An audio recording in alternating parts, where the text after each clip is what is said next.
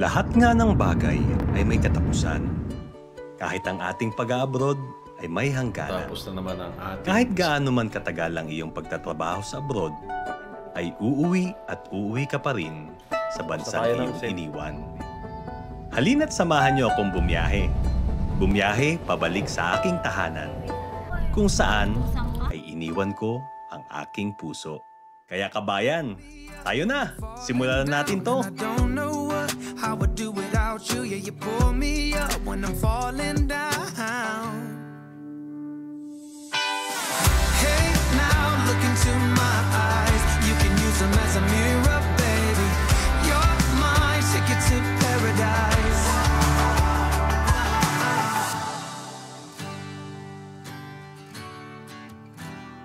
Yeah, it feels like I'm on cloud nine. Ang nurses at ngayon ay ang araw ng aking pag-uwi sa Pilipinas. Final exit na sa wakas.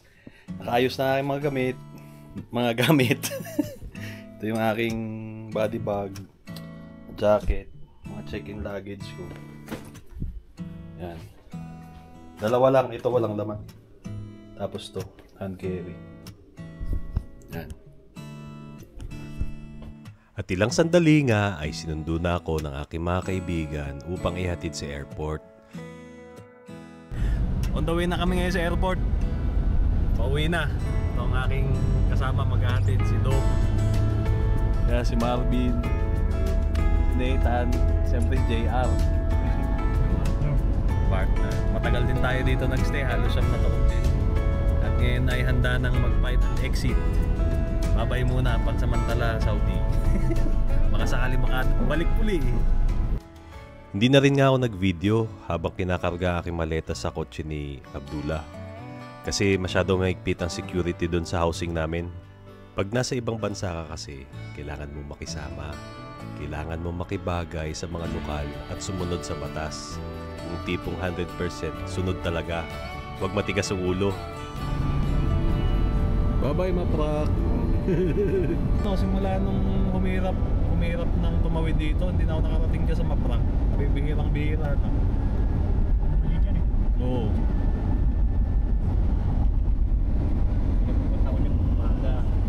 Layo naman kasi tulay nilo. Kaya nga. Dapat per kilometer may ganito eh. Kada 1 kilometer. Patitera sa KB, hindi na ipagpatitera yun. Meron, tiyembahan lang talaga yung pamag-tiyempo talaga. Support. Uwi na. Sa dito sa una nating plane na puntang Riyadh. Najran to Riyadh. Around 1.5 hours yung flight ko domestic. Okay. At tayo ay ikuti-wasay tipyan. At ngayon ay currently nagsiserve sila ng welcome drinks. Ang hilig ko talaga. Ano yun? Orderin yung mango juice. Kaso medyo matamis na ngayon yun, kaya bawal sa gout. Iniisip ko pa orange juice na lang. Ganda ang leg food. Ang plane pala nito ay Airbus A321-200 Saudi Airlines. Kaya na pang bata, nabigay na yung pagkain. Sa Saudi, kahit 1 hour yung flight mo domestic, bibigyan ka pa rin nila ng snack. So usually may isang juice or Pepsi, tea, tapos water. Tapos pipiliin ka nila sa dalawang pastry nila. Snack lang naman. So ngayon ang option ay cake tsaka pizza. So pizza syempre ang pinili ko kasi hindi na rin ako nag-lunch. Nag-early lunch ako ng mga bandang 9:30. So medyo gutom na rin. Solve na. Wala tig isang oras. 1 hour lang biyahe namin. City of Riyadh. Habang nasa Himpapawid ay di ko mapigilan na mamangha sa laki at ganda ng syudad ng Riyadh. Isipin mo, sa gitna ng disyerto ay umusbong ang ganito kaunlad na syudad. Sana makamtan din natin to sa Pilipinas, sa bansang laging nililisan, pero lagi rin nating inaasam na balikan. Ayos na, nakalapag na kami, nagtataksi na kami punta sa gate. So halfway na tayo sa ating biyahe. Ganda ng airport nila dito, ang laki. Tsaka ang haba ng runway, maliwalas tingnan, maliwalas na galaw. Parang hindi mo kailangan magmadali kasi maluwag eh. Baba na tayo nakalabas na pala tayo sa Terminal 5. Ngayon on transit tayo papuntang Terminal 4. Tagal natin maghintay dito, mga 7 oras. Bago ulit tayo makaboard ng papuntang Manila naman. Nahanap tayo ng paglilibangan mamaya. Mas napagaan nga pala yung transit ko ngayon kasi parehong airlines yung ginamit ko. So, yung aking bagahe ay diretso ng Pilipinas, di ko na kukunin dito sa Riyadh. Yung hand carry ko na lang na 7 kilos. Kaya ayos. Maganda yung mga kalsada dito sa Riyadh, sa mga highway. Nakapaligid sa airport, walang traffic. So kahit pag nakagawal ka sa oras, mabilis ka makakarating. Sigurado paglapag ko bukas sa Pinas, nako, bago ako makalabas sa airport, katakot-takot na traffic. Bago makaakyat sa Skyway, takot-takot naman. Imagine ko kung dala ko yung dalawang check-in luggage ko. Grabe, ang hirap sakay nun dito sa bus. Masakit pa naman yung gout ko pa ngayon. Pero pa akong gout konti, kaya nakabalot ng ankle support yung dalawa kong paa. Yung klima ngayon dito sa labas, hindi siya ganun kainit. Hindi na siya nakakapaso kasi magwi-winter na eh. Papalit na ng dito, klima. So maganda ang klima ngayon sa labas. Tapos hindi siya windy ngayon. So yung turbulence kanina hindi masyadong malakas. Yung pag take off lang, tapos pag landing medyo may turbulence. Pero ayos naman, acceptable. Ako natakot ako kanina eh. Tatakot kasi ako sa turbulence eh. Sige, dyan muna kayo. Pagdating ko doon sa Terminal 4 ay maghahanap naman ako doon ng mauupuan. Tagal-tagal ako doon mag-iikot-ikot. Doon na rin siguro maghahanap ng mga kainan, merienda or hapunan na lang. Sige na, bye-bye. Dyan muna kayo. Kasalukuyan naghahanap tayo ng mga kainan. Hindi na ako nag-vlog kanina kasi medyo maraming tao doon sa sa pinagtambayan ko. Alam nyo na, iba-ibang culture, may mga taong ayaw din naman sumama sa video. So mas pinabuti ko na wag muna mag-video at mag-vlog. Anyway, naghahanap tayo ng mga kainan kasi ngayon ay 6:20 na ng gabi. Ang last meal ko pa yung pizza. Medyo gutom na rin ako. At mamaya pang 10 yung flight ko, yung boarding. So nandito tayo sa Infin Eats sa Terminal 4 sa Riyadh. So maganda yung design niya dito, medyo aesthetic at relaxing. Maganda yung ambience. Ganap tayo ng mga kainan. May nakita akong hard disk dito eh. Simple lang. Ay, doon. Tingnan natin doon. Hard disk. Mahal din pala. Dapat pala doon ako kumain sa labas. Kumain tayo ng burger. Meron ditong Italian. Pero mahal din eh. Hindi ko alam kung makakain ako ng maayos doon. Ito, sandwich. Pwede na siguro to. Kasi sa plane naman mamaya, may meal naman. Kaso baka magutom. Kasi nagugutom na rin ako. Kaya umorder na ako dito. So since na may gout ako, hindi na umorder na soft drinks. Kasi atakihin pa ako ng gout sa eroplano. Mahirap na. Dito na ako naghihintay.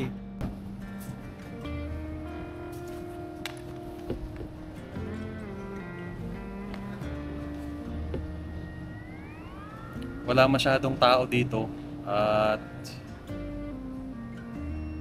di ba kasi dinner time tsaka ngayon prayer time ng mga kapatid nating Muslim, so baka ano pa sila, nagdadasal pa, mamaya sila maglalabasan mga 7 siguro. Baka marami ng tao dito, kaya samantalahin natin habang wala pang tao is mag-vlog muna tayo. Hopefully mabusog tayo dun sa ating in-order. Tumagal yung laman ng tiyan natin hanggang mamaya na magbigay ng meal sa airplane. Alam nyo ang mahirap sa trabaho na wala sa big city, kasi ako ang napasukan kong trabaho is nasa province. So ang international airport na nagki-cater ng flights to Philippines is ang alam ko is Jeddah and Riyadh lang. Hindi ko alam kung Dammam kung meron. Pero ayun, nag-prepare ako kanina, isipin nyo, alas 9 ng umaga, naligo na ako, tapos umalis ako ng bahay is around 10:30 ng umaga. Tapos nag-flight ako ng 1 PM from Najran to Riyadh. Tapos naghintay ako dito from 4 PM hanggang 6 bago pa ako makapasok sa mismong immigration, kasi dapat 4 hours before bago mag-open yung gate para sa boarding pass mo. So yun, naghintay ako doon, nakahanap ako ng magandang pwesto, nakikinig lang akong music, nakaidlip akong konti. Tapos ngayon ay 6:30 PM na. So from 10 AM kanina hanggang ngayon, nandito pa rin ako sa Saudi. Medyo nakakapagod, exhausting. Kaya kung ako sa inyo, kung kaya nyo naman magtrabaho sa Riyadh lang or sa Jeddah, mas maganda kasi alam nyo, mas mabilis yung biyahe nyo. Para lang kayong sumakay ng bus papuntang probinsya. Though hassle-free naman yung aking biyahe, pwera na lang kanina kasi yung check-in ako ng luggage ko, yung isa is 23 sagad kasi economy class yung ticket ko. Yung isa sumobra ng 1 kilo, 24. Nanghihinayang naman akong iwan kasi exit na ako. So nakiusap na lang ako doon sa ang tawag nga doon, Taylor. Sabi niya sa akin, unang-una sinisingil lang niya ako 300 extra luggage para sa 1 kg. Tapos nakiusap na lang ako, sabi ko final exit na ako, baka pwede mo pagbigyan. At saka shoutout din doon sa mga kaibigan ko, kay Marvin, kay Nathan, kay JR na sumama sa akin doon. At yung hindi mga nakasama kasi hindi na rin kasya sa kotse, sila Aldo at si Ka Jessie, si Pips. Si Aldo kasi may event sa fraternity niya. So hindi na rin siya nakasama. Kaya kunin natin yung order. Back to kwento na naman tayo. Dito yung order ko. Bumili ako ng sandwich. Anyway, yung mga hindi nakasama kanina, kasi nga may mga din sila, may mga commitment din. Thank you din sa inyo, lalo na kay Saldi, kay Pip. Itong mga huling mga buwan, tinulungan nila talaga ako kasi hindi ako makalakad, may gout. Kaya yun din ang dahilan, kaya wala din akong entry sa vlog natin. Nahihirapan akong mag-edit kasi kumikirot. So awan na rin ng Diyos at ako pauwi na rin, nakalakad na ako kahit papano.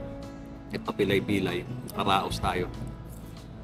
Anyway, ngayon tinulungan nila akong kausapin yung tao doon sa teller. Nagtitimbang, nag-check-in. Ayun, nakalusot na ako. Order ako ng chicken fillet sandwich.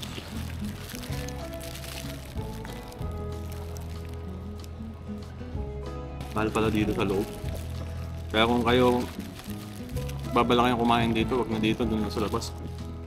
Sa baba, sa pagka-departure, baba lang kayo sa arrival, may mga McDonald's ata doon, tsaka Albay.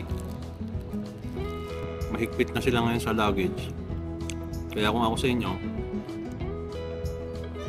magbigay kayo ng allowance na at least 1 kg na less or sa opinion 23 para hindi na kayo gumastos kasi extra luggage is 300 plus real. Tapos sa hand carry naman, mahigpit din sila. Sakto dapat 7 kg kung economy. Yung kaibigan ko kasi 10 kg kasi may laptop siya. Ang ginawa na lang niya, buti na lang meron siyang paper bag, doon niya nilipat yung laptop. So naging saktong 7 kg. Ayun, pero kanina siguro naawa yung nagbabantay doon sa gate. Kasi kapilay-pilay ako eh. Ang timbang ng hand carry ko parang nasa 8.5 pero ready naman ako may paper bag kung sakali lilipat ko yung laptop. Umayag naman siya. Basta nilagay ko tapos bigla akong inalis. Yun. Pagtapos nga pala nun, dadaan na kayong immigration. Tapos airport security. Tapos nandito na kayo sa loob. Ayun, pwede na kayo dong bumili ng mga chocolate kung kulang pa kayo sa pasalubong nyo. Usually may mga sale. Gaya kanina may nakita akong naka-sale na Cadbury. From 70 real, naging 25 real na lang. Mamaya dadaanan ko yun. Time check. 10:25 PM na nakaboard na kami. Tagal ko naghihintay dun sa gate. Nakatulog ako ng mga 25 minutes siguro. 40 each. Well, dito po. Each. Each po, each. Madami pa rin daming Pinoy. Uwi ng Pilipinas. Puro nakangiti. Masaya sila. Sa 9 na taon na aking binuno sa gitnang silangan, iisa lamang ang aking nasambit paglapag ko sa aking bansang sinilangan. Salamat. Salamat Saudi dahil binago mo ang buhay ko at ng aking pamilya. Salamat mga kaibigan ko sa tulong na inyong ibinigay sa akin. Salamat Panginoon at makikita ko na muli ang aking asawa at pamilya pagkalipas ng ilang taon kong pangungulila. Salamat. Mga panauhin, kalalapas po lamang natin sa paliparan sa safety ng nuclear safety sa kaibigan. Ang oras po sa dito ay nagtutok 5 minuto makagubad ng sa ng hapon. Bukas, after 2 years, uwi din. Kaya natin, hindi na lang kapanghangin ng Pinas.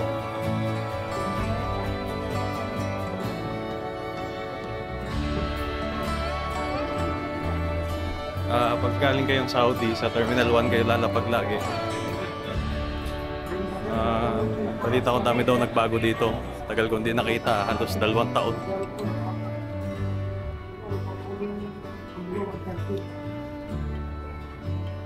Ewan ko, nandyan na sila Missy sa labas. Sana nandyan na. Medyo mahaba-habang lakarin to, medyo masakit na yung gout ko. Pagkatapos nito ay ready nyo na yung passport. Boarding pass pa ata, tapos yung e-travel QR code para ready na pagkadating mo sa immigration. Pag natapos nyo na immigration, luggage claim na. Tapos uwi na. Medyo natagalan tayo dito sa baggage claim. Mag-isang oras na tayo, pero sana makuha na natin. Excited na ako makauwi. Parking, oh. Jel. Jel, yan. Hello. Ha? Ano yun? Kala niya ano? Dashcam. Eh, Lahat naman tayo ay may pangarap yes, Papa. at ang sakin ay simple lang. Ang maramdaman ang yakap ng aking asawa at makasama ang aking pamilya at mamasdan ang ngiti sa kanilang mga labi. Sa oras na ito ay nakamtan ko ang aking munting pangarap na inaasam-asam ko na kay tagal. Kay tagal ko rin nag-isa sa Saudi. Hindi ito madali. Pero dahil sa aking pagdadasal, ay nakauwi rin ako at naramdaman ang pagmamahal ng aking pamilya. Kunin ang lubog eh. Hindi na naka-chip na yan. Yung Naka-chip pala yan. Yan, Jeff. alin. Yan ang camera mo yun. Ito ang aking kwento Kwento ng sakripisyo at pangungulila. Kwentong may konting lungkot at sandamakmak na saya. Siguradong kahawig din ito ng kwento ng bawat Pinoy na nakikipagsapalaran sa ibang bansa. Pero, kabayan, kahit nasan ka man sa mundo, ay lakasan mo lang ang iyong loob. Dahil gaya ko, alam kong mahagkan mo rin ang iyong asawa. Maiyakap mo rin ang iyong mga anak. At malanghap mo rin ang simoy ng hangin ng Pilipinas. Sa bawat yugto ng kwento ng ating buhay, ay daraanan natin ang katapusan ng isang kabanata, kung saan ay magbubukas naman ng pintuan sa susunod nating pakikipagsapalaran. Saan nga ba ako aanurin ang agos ng buhay? Abangan nyo yan sa mga susunod na upload ko. Kaya kabayan, kaya mo yan! Hanggang sa susunod na episode, paalam! Me up when I'm falling down and I don't know how I do without you. Yeah, you pull me up when I'm falling down. Hey, now look into my eyes. You can use them as a mirror, baby. You're my Kasi kukuha ng motor, kailangan nyo ay